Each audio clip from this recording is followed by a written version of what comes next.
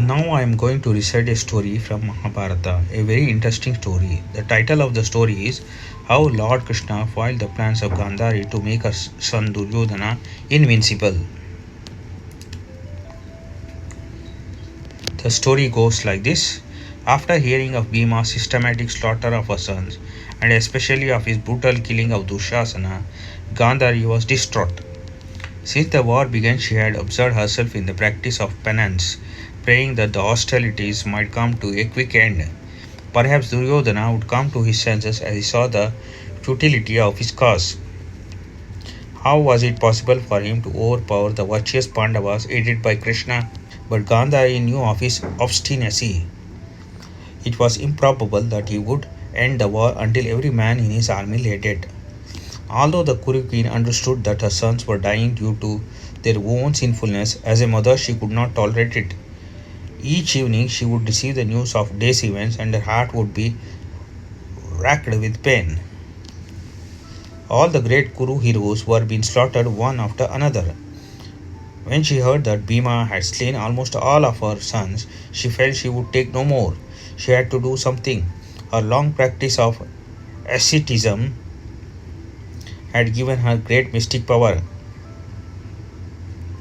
If she went to the battlefield, she would use that power to make her last surviving sons invincible. Simply by glancing at them, she could make their bodies impregnable.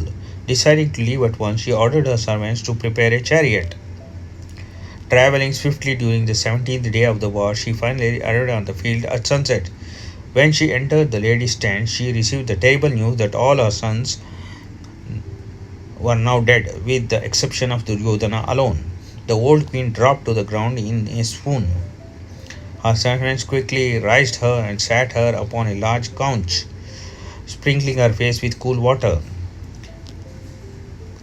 Coming to her senses, she wept for some time. Finally, she composed herself and asked that Duryodhana be brought before her. At least she could save him. Maybe destiny would allow her to keep one son. Surely he was the cause of the war, but now that Karna was dead, perhaps he would change. No doubt Shakuni would also soon be slain. It had been in their company that Duryodhana had hatched out all his evil schemes. Alone he might be a different person. Within a short while the prince entered his mother's tent and bowed before her, his face drawn and darkened by grief. She blessed him and spoke consolingly for some time. Then she said, Dear son, I had hoped that this war might end before all my sons were killed. Alas, it seems that the hope will be gutted, but still you live. Dear son, I wish to help you. By my ascetic power, I can make your body invincible. Come before me tomorrow morning naked. I will then bestow my power upon you.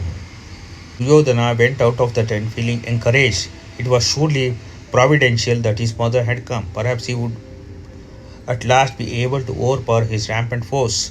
He headed quickly through the darkness back towards his quarters. The following morning, before sunrise, Duryodhana took his bath and went back to his mother's tent. As he entered the outer section of the large tent, he took off his clothes and was about to go in when he saw Krishna coming out. The Yadava had heard that Gandhari had arrived and he had gone to pay his respects. Seeing Duryodhana standing naked before him, he opened his eyes wide in surprise. What is this, O hero? Why do I see you standing here without any clothes? Duryodhana explained that he was about to see his mother, and Krishna replied, Have you not learned any culture from your elders, O Bharata? How can any civilized man go naked before his own mother? I am surprised. At least cover your loins. Duryodhana looked down at his naked body in embarrassment. Krishna was right. He could not stand naked before his mother. As Krishna left the tent, he wrapped a cloth around his loins and went to see the queen. When she heard him enter, she asked him to stand immediately before her. Then she lifted a cloth that covered her eyes and looked straight at him. Duryodhana felt an energy suffusing him as his mother glanced over his body. But when Gandhari saw his cloth, she was shocked. Why, dear child, did you not follow my directions? I asked you to come naked. You have covered your lions, and although the rest of your body will be hard like iron, your loins and thighs will remain vulnerable to attack, for I did not see those parts. Gandhari had summoned all her power before glancing over her son. She felt unable to do it a second time. When Duryodhana told her what had happened, how he had met Krishna as he came into the tent, the queen sighed. She slowly replaced the cloth over her eyes. Her last hope had been destroyed. Surely her son would die at Bhima's hands, as that Pandava had vowed so long ago in the Kuru assembly.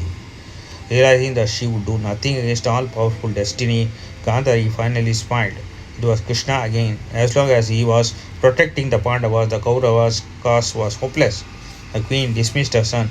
She had best return to Hastinapura to be with her grief stricken husband. The war would soon be over without a doubt. Like this, Lord Krishna foiled the plan by Gandhari to make her son Duryodhana invincible. Lord Krishna did all this to help the Pandavas who were his dear devotees.